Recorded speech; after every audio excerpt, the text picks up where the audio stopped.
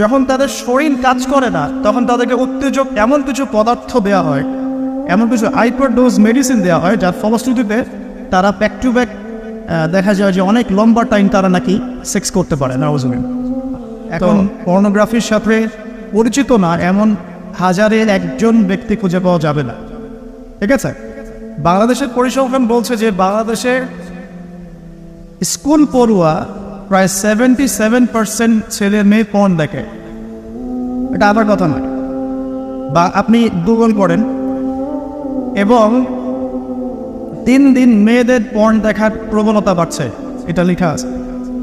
শুধু তাই নয়, ওই 1896 সালের দিকে তারা যখন পর্নোগ্রাফি ছড়িয়ে দেয়, মাত্র 7 মিনিটের একটা ভিডিও তারা প্রকাশ করছে। ঠিক আছে, এবং তার নামও তারা দিয়েছিল, আমার নামটা ঠিক খেয়াল নাই, আর আমি এগুলো ফিল্মস দেখিনি, আমি গুগলের নামটা দেখেছি কি নাম ছিল। তো তখন থেকে নিয়ে এই পর্যন্ত এই যে নীল সংস্কৃতি চালু করে দেয়া, এটা শুধু পশ্চিমাদের মধ্যে সীমাবদ্ধ থাকে নাই, পুরো বিশ্বের মধ্যে ছড়িয়ে দেওয়া হয়েছে। এবং আপনি পরিসংখ্যান দেখবেন যে এই নীল সংস্কৃতিতে সবচাইতে বেশি যারা পারদর্শী তারা হচ্ছে মার্কিন যুক্তরাষ্ট্রে। এবং এই ব্লু ফিল্মস পুরো বিশ্বে একটা ইন্ডাস্ট্রি চালু করেছে, এর নাম হচ্ছে পর্ন ইন্ডাস্ট্রি। ঠিক আছে, এবং আপনি এবার শুনলে অবাক হবেন যে এই পর্ন ইন্ডাস্ট্রি প্রতি বছরে $97 বিলিয়ন ব্যবসা করে।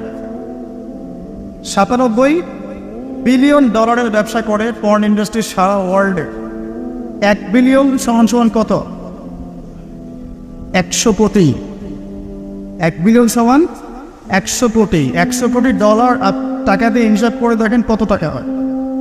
$97 বিলিয়ন ব্যবসা হয় প্রতি বছর এই পর্ন ইন্ডাস্ট্রির মধ্য দিয়ে। এবং এই ইন্ডাস্ট্রির ফিল্মসগুলো হলিউড বলিউডের চেয়ে বেশি শ্যুট করা হয়। এবং আমেরিকার লস অ্যাঞ্জেলেস নামক একটা জায়গা আছে না, এটাকে বলা হয় পর্নের স্বর্গরাজ্য। মানে এখানেই সব পর্নের শুটিংগুলো আগে হতো। একটা পর্যায় থেকে সেখান থেকে সরিয়ে ক্যালিফোর্নিয়া নিয়ে আসা হয়েছে। কখন সরানো হয়েছে? যখন সেখানকার প্রশাসন একটা আইন জারি করলো। কি আইন জারি করলো? যে এখানে শুটিং করতে হলে বাধ্যতামূলক কন্ডোম ব্যবহার করতে হবে। নাউজুবিল্লাহ পড়বেন না? তো তারা এটা ব্যবহার করার পক্ষপাতী না, তখন ওখান থেকে ইন্ডাস্ট্রি সরিয়ে ক্যালিফোর্নিয়ার দিকে নিয়ে যাওয়া হয়েছে। তো শুধু আমেরিকায় প্রতি বছর 10 থেকে 12 বিলিয়ন ডলারের ব্যবসা করে এখানে। দ্বিতীয় স্থানে আছে ইউরোপের কান্ট্রি ব্রিটেন, তারপরে আছে সাউথ আফ্রিকা, তারপরে অন্যান্য কান্ট্রি জার্মানি, এদিকে আপনার সুইডেন, ফিনল্যান্ড, আমাদের উপমহাদেশে অনেক কান্ট্রিও আছে। ঠিক আছে, তো এই যে নীল সংস্কৃতি সারা ওয়ার্ল্ডে তারা ছড়িয়ে দিল, এখান থেকে আমি একটা নাম চুজ করেছি আর কি, যে নীল দর্পণ। আমি কিন্তু লেকচারে এখানে যাইনি, জাস্ট ইন্ট্রোডাক্টরি কিছু কথা বললাম যে নীল দর্পণ নামটা আমি কেন দিয়েছি এই কারণে। তো মূল লেকচারে যাওয়ার আগে আমি আপনাকে কয়েকটা পরিসংখ্যান দেখাই। তার আগে বলে দিই যে এর ফলশ্রুতিতে শুধু যে ধর্ষণ বেড়েছে এমনটা নয়, বরং সমকামিতাও বেড়েছে।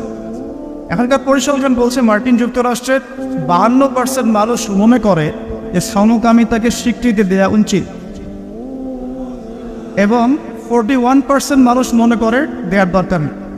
কিন্তু আইনত এটা লিগ্যালাইজড, এটা ওদের বাক স্বাধীনতা।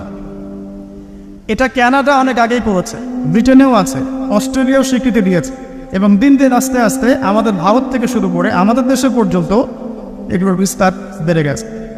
এবং তারা এখন সংগঠন তৈরি করেছে, তাদের ফ্ল্যাগ আছে, তারা অধিকারের কথা বলে, তারা স্বীকৃতি চায়।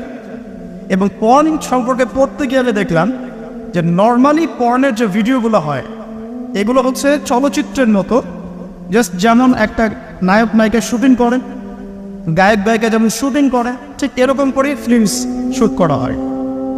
আপনি যখন এটা সার্চ করবেন দেখবেন পর্ন ইন্ডাস্ট্রি থেকে বের হয়ে আসা কিছু ওদের কথা মতে পর্ন স্টার, তারা সাক্ষাৎকার দিয়েছে যে এই জগৎটার সম্পূর্ণটাই হচ্ছে মিথ্যা এবং ফেক। যা দেখানো হয় এটা টোটালি ফেক। এবং কোনো কোনো ক্ষেত্রে তাদেরকে বাধ্য করে জালের মধ্যে ফেলে এই ইন্ডাস্ট্রির মধ্যে অনুপ্রবেশ করানো হয়, যেখানে ওদের কোনো ইচ্ছাও থাকে। একবার জড়িয়ে গেলে কোনো মেয়ে সেখান থেকে আর বের হতে পারে না। শুধু তাই নয়, যখন তাদের শরীর কাজ করে না তখন তাদেরকে উত্তেজক এমন কিছু পদার্থ দেওয়া হয়, এমন কিছু হাইপারডোজ মেডিসিন দেওয়া হয় যার ফলশ্রুতিতে তারা ব্যাক টু ব্যাক দেখা যায় যে অনেক লম্বা টাইম তারা নাকি সেক্স করতে পারে নাউজুবিল্লাহ।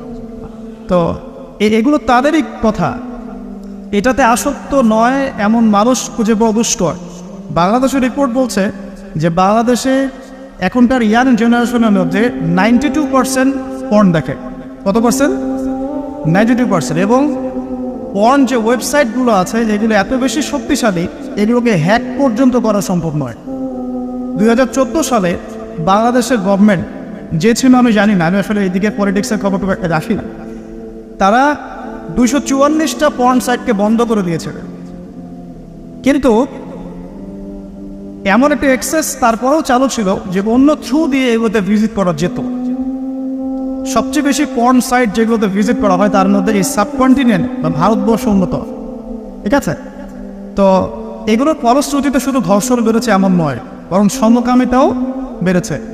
এবং দেখা যাচ্ছে যে এখন প্রতি 10 জন মানুষের মধ্যে একজন নাকি, এটা রিপোর্ট, প্রতি 10 জনের মধ্যে নাকি একজন বিপরীত লিঙ্গের দিকে নয় বরং স্বলিঙ্গের দিকে আকর্ষিত হচ্ছে। এবং এই মহামারীগুলো দিন দিন বাড়ছে।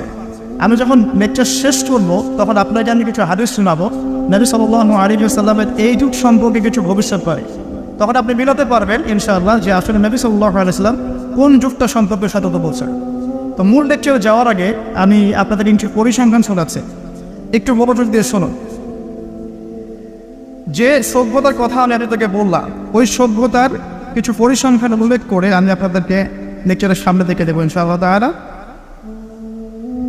একটা রিপোর্ট বলছে, এটা দৈনিক জনকণ্ঠকে ছাপানো হয়েছিল, এটা ছাপানো হয়েছিল 16 অক্টোবর 2020-এ, যে তারা ওয়ার্ল্ডের টপ 10 যে কান্ট্রিজ ধর্ষণের দিক থেকে, নারী নির্যাতনের দিক থেকে এদের একটা তালিকা তৈরি করে। এবং এই তালিকায় একটু গেস করেন কোন দেশ টপে আছে? যে বলেন, বুঝতে পারছি না, ইন্ডিয়া না, সবচেয়ে টপে আছে ইউএসএ, ঠিক আছে? আমি আপনাকে পরিসংখ্যান দেখাচ্ছি, তারপরে আমি মূল লেকচারে যাবো ইনশাআল্লাহ। যে দেখা যাচ্ছে পুরো ইউরোপের, পুরো পশ্চিমা সভ্যতা ইউরোপের যারা হচ্ছে এখনকার মধ্যবিত্ত কান্ট্রিগুলোর, উন্নয়নশীল কান্ট্রিগুলোর রোল মডেল বলি আমরা, তাই না?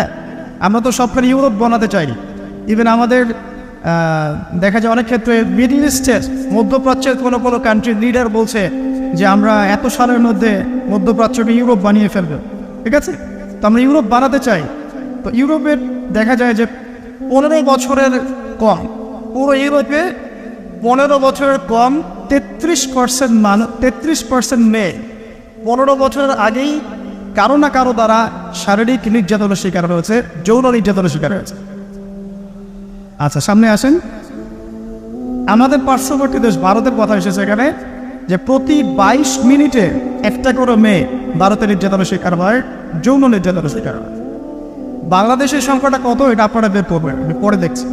শীর্ষ 10 তালিকায় প্রথমে আছে আমেরিকা, যেখানে বলা হচ্ছে যে 99% পুরুষ, 99% পুরুষ এরা উন্নত যৌন বিষয়গুলোতে আগ্রহী, ঠিক আছে?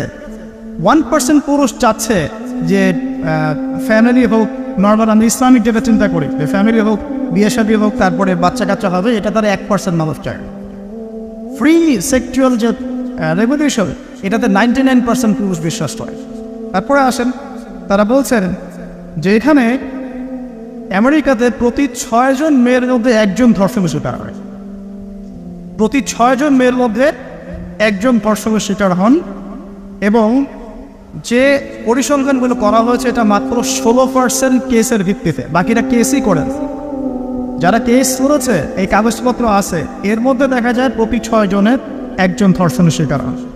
তো এরপরে দ্বিতীয় নাম্বার তালিকায় আনা হয়েছে সাউথ আফ্রিকার, দক্ষিণ আফ্রিকা। এটাকে বলা হয় ধর্ষণের রাজধানী। কি বলা হয়? ধর্ষণের রাজধানী। এখানে দেখা যায় যে শুধু 2012 সালেই, অনলি 2012 সালেই 65,000 ধর্ষণের ঘটনা রয়েছে।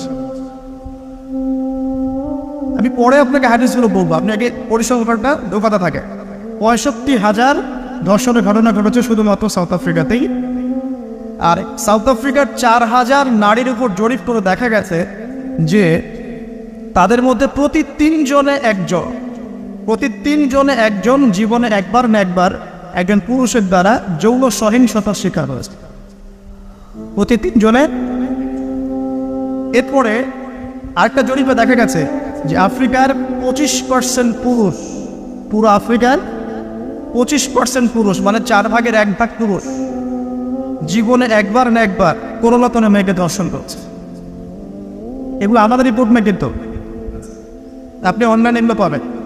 এরপর আসেন 3 নম্বরে রাখা হচ্ছে সুইডেনকে, এবং সুইডেনকে খুব হাইলাইট করা হয়, খুব উন্নত কান্ট্রি।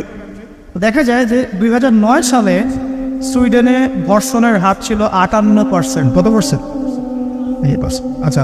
4 নম্বরে যে দেশ খুব পরিচিত আমাদের পাশে, ভারত, সেখানে বলা হচ্ছে যে 2012 সালের জরিপে ইন্ডিয়াতে ধর্ষণের রিপোর্ট করা হয়েছে 24,923টা। 24,923।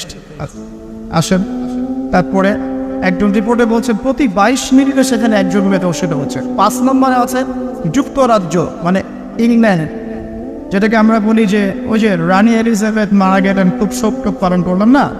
আচ্ছা, তো তাদের মধ্যে বলা হচ্ছে যে প্রতি বছর গড়ে 85,000 নারী সেক্সুয়াল অ্যাবিউজের শিকার হয়, মানে যৌন হয়রানি শিকার হয়েছে।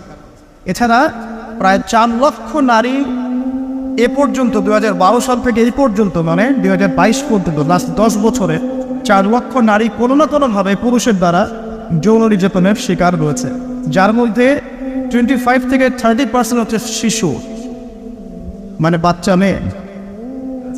তারাই তো আবার আমাদেরকে বলছে যে বিয়ের বয়স তোমরা তো কমাই না। আচ্ছা, আসেন এবার আরও সামনে যাই। জার্মানির পরিসংখ্যান, জার্মানি হচ্ছে এখন 6 নম্বর। জার্মানিতে বলা হচ্ছে যে সরকারি হিসেব মতে এখানে 2,40,000 নারী এবং কিশোরী জার্মানিতে ধর্ষণের শিকার হয়ে মারা গেছে, এই পর্যন্ত হিস্ট্রি। তারপরে আরেকজন হিসাবে বলছেন যে প্রযুক্তিতে জার্মানি এগিয়ে আছে ঠিকই, তবে 65,07,394 জন নারী এই পর্যন্ত জার্মানিতে ধর্ষণের শিকার হয়েছে, পুলিশের নথিতে রিপোর্ট আছে। আসলে সামনে এটা গেল জার্মানির কথা। এরপর ফ্রান্সের সেম কথা, 75,000 নারী প্রতি বছর ধর্ষণের শিকার হচ্ছে, যাদের মধ্যে 10% হচ্ছে শিশু। এবং কানাডার কথাও এখানে আছে, কানাডাও লিস্টের মধ্যে হচ্ছে 8 নম্বরে, যেখানে বলা হচ্ছে এই পর্যন্ত 25,16,918 জন রিপোর্ট করেছে। এবার বলতে থাকলে শেষ হবে না। 9 নম্বর আছে শ্রীলঙ্কা এবং 10 নম্বরে আছে ইথিওপিয়া। এই হলো 10টা দেশের তালিকা। আলহামদুলিল্লাহ এখানে বাংলাদেশের নাম নাই। শুধু তাই না, বাংলাদেশরা এই টপ 10 এর মধ্যে কোনো মুসলিম কান্ট্রির নাম নাই, ঠিক আছে? তো এরপরেও তারা দেখবেন বোরখা, হিজাব, নারীর স্বাধীনতা, নারীকে লুকিয়ে রাখছো, হ্যাঁ তোমরা পোশাক নিয়ে বেশি কথা বলো, বাড়াবে, এই কথাগুলো ওরাই এদেরকে শিখায়।